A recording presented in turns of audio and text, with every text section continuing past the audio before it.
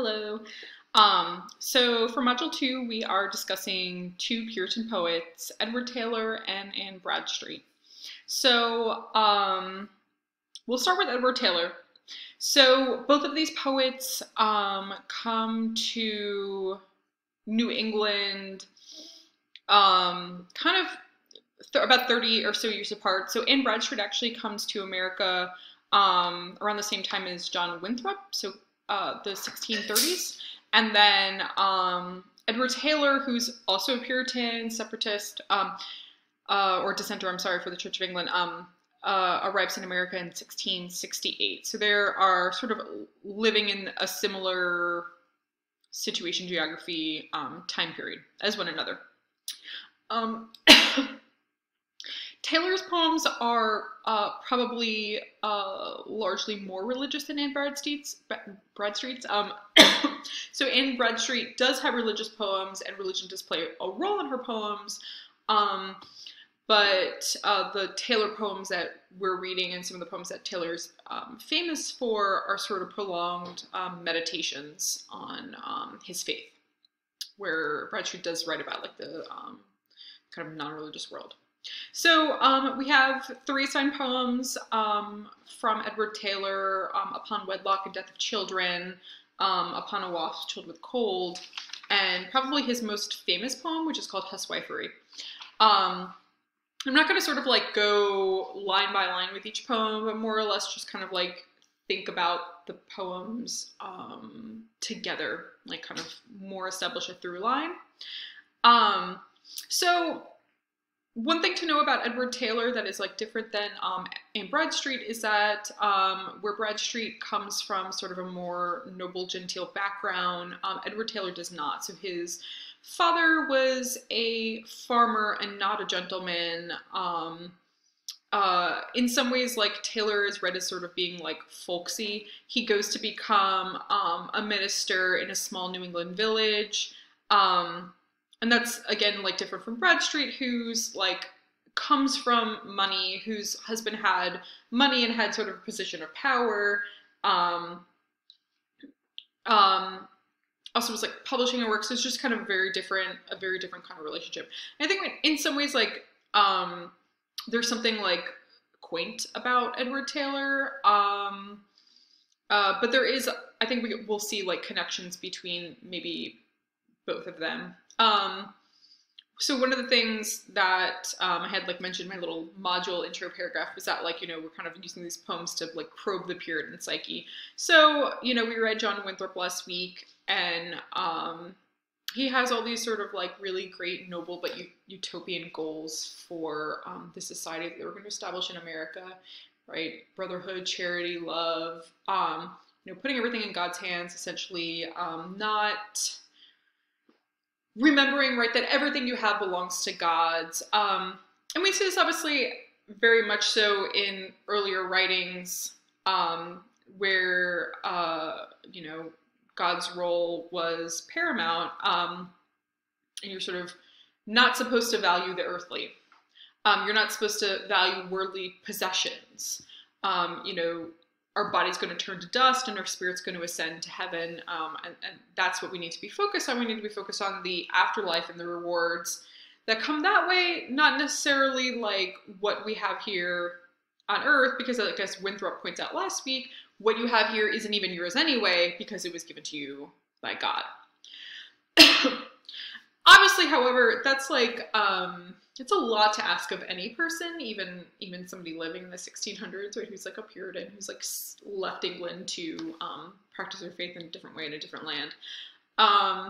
It's like, thinking too in the 1600s, like people died much younger, people died in childbirth, children died, there's a lot of uncertainty, a lot of death, right? So saying like, oh, well, it doesn't matter, right, is like maybe easier said than done. And I think both Bradstreet and Taylor demonstrate that. We probably say that most like profoundly in the poem by Edward Taylor, Upon Wedlock and Death of Children. So literally this poem says in the title, right, it is about the death of children, like what it's like to lose a child. And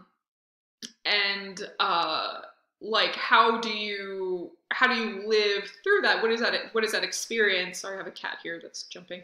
How do you live through that experience? And Taylor kind of says point blank in the poem, right? It's painful, right? Even if you believe that your child is going to a better place, and that, like, you know, everything's kind of represents like impermanence here.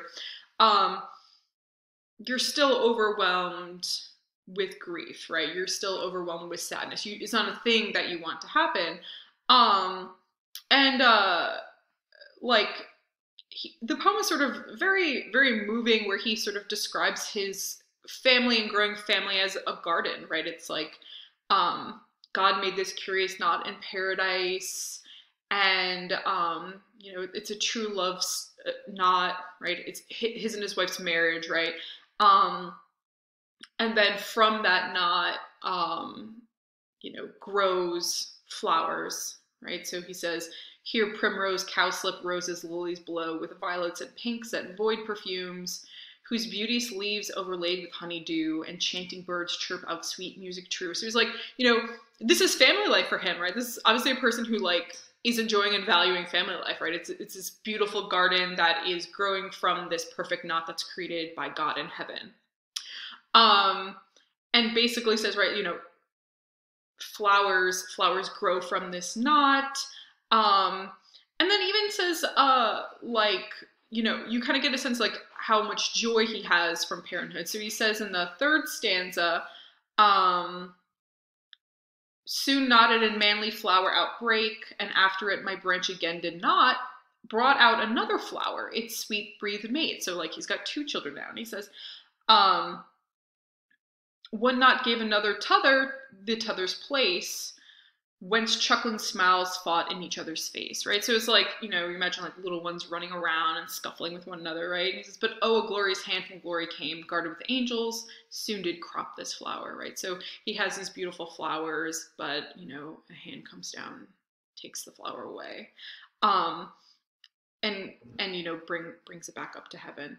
And he says, like, you know, like he recognizes this painful, but there's like a very quick turnaround where he says, you know, but pausing on it, the sweet perfume I thought, Christ would in glory have a flower, choice, prime, and having choice, chose this my branch forth brought.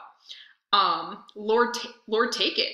I thank thee, thou takest aught of mine. It is my pledge and glory, part of me is now in it, Lord, glorified with thee, right? So that's probably like not a stance a lot of us would maybe easily take if we lost a child, where Taylor is saying here, you know, I felt really sad, but then I paused on it and I thought about it, and I thought the fact, well, you know what, God's got a huge number of choices, and he chose my child to take with him, right? So because God chose my child, I actually feel honored, right? That God chose mine, and he says, Lord, take it, right? I thank thee, thou takest out of mine, right? So again, most of us wouldn't be like thankful, right? But in his logic, right, he says, yes, I should be thankful. And then of course later, you know, as the poem continues, he discusses loss of another child, right? And he says, you know, the tortures, vomit, screechings, groans, and 6 weeks fever would pierce hearts like stones, right? So there's like horrible, like obviously the child's sick. It's, you know, talking about like the screams and sickness, and it's sort of like this really horrible experience, right? So it's not just like a peaceful loss of a child, it's a really disheartening one.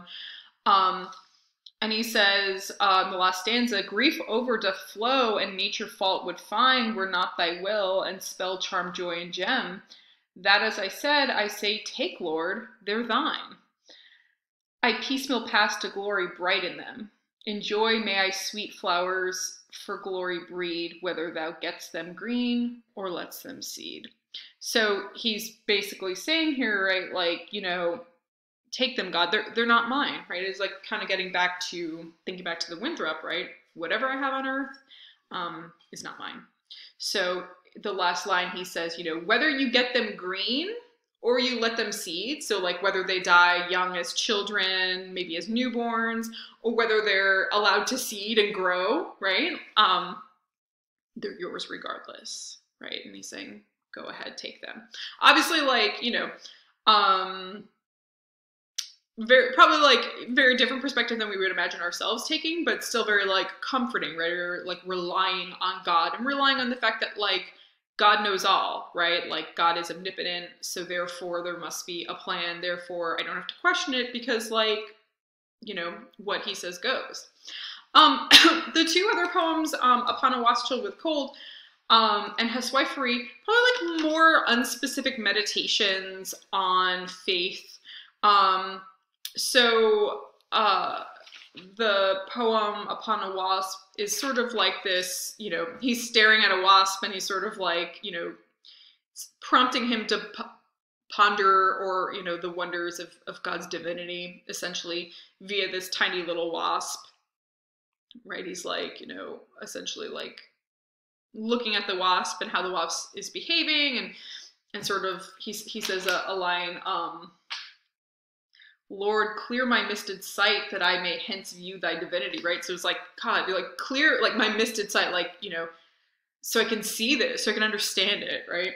And then Huswifery, and again, like I'm just kind of giving you like a sped up overview.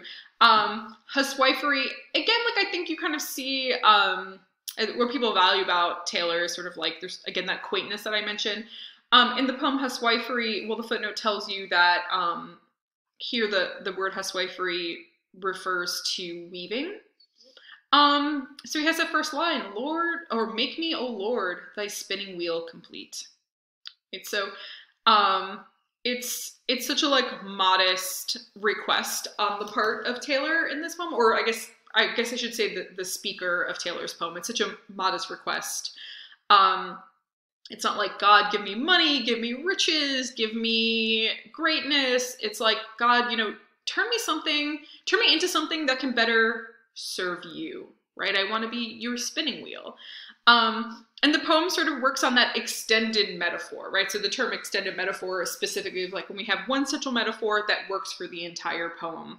So this idea of the spinning wheel, like he says, thy holy word, my distaff for me, make mine affections thy swift flyers meet, and make my soul thy holy spool to be, right? So like different parts. But overall, right, this is a poem about someone who's like kind of contemplating how they could serve God better, right? And sort of get closer to the divine in that way. Which is like, you know, some ways like very sweet. I mean, he was a minister, right? He's a Puritan. These are very like kind of truly deep religious meditations where this person is like really trying to work out their relationship to God. And like doesn't really seem to question it much, right? I mean, this seems like a person who does have like a pretty firm foundation of their faith. And they'll have like Bradstreet, who is not like completely different, but I think we do have some kind of differences. So we'll see when we discuss the Bradstreet poems.